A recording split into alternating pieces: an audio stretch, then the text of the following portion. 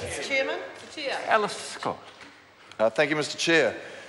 We've had a lot of discussion over the last several hours on 65(3), as if it's the only section in the Act. But what I'd like to highlight is that this Act has 61, the duty to engage with workers.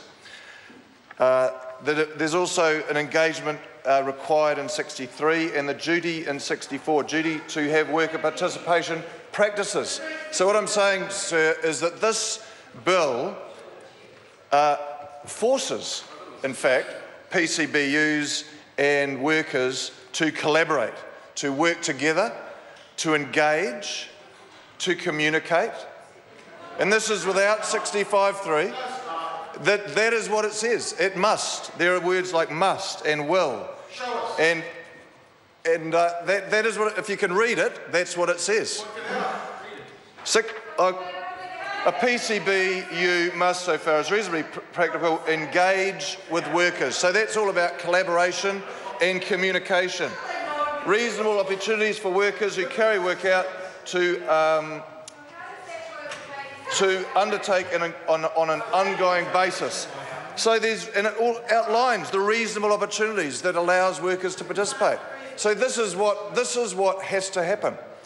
So there's no option.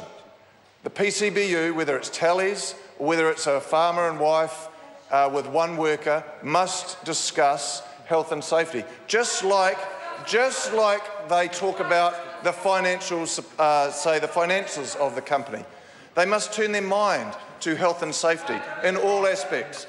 So this is the attitudinal change that we're trying to put across with this bill. But I can tell you, sir, there are already companies doing it. This bill is catching up, in fact, with a lot of practice that is going on out there already. Whether it's large companies or even small companies, they talk about health and safety.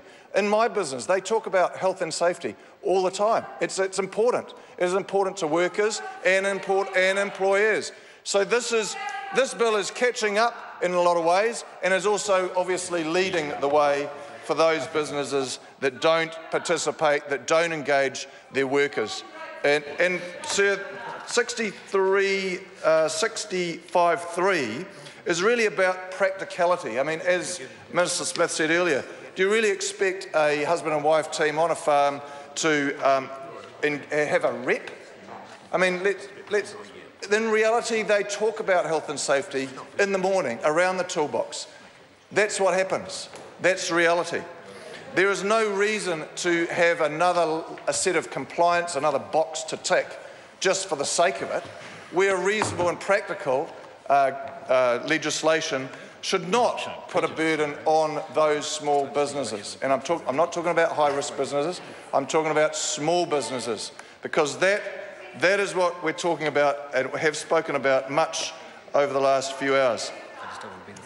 So, Mr. Chair, that is my point. I know we've been talking about 65(3) a lot, but I'd like to point out to the main issue, the main point, the first point, in fact, in Part 3, which is the duty, and I'll repeat, the duty, the obligation, in fact, on the PCBU to engage with workers, to communicate, to engage, and to fulfil the duty that the PCBU has, which is outlined in Part 2, and for the worker to engage as well, for them to engage, for them to allow them to participate and fulfil their obligations as workers, also outlined in Part 2. So this exception around 20 workers is really a way for larger businesses to manage their logistics, if you like.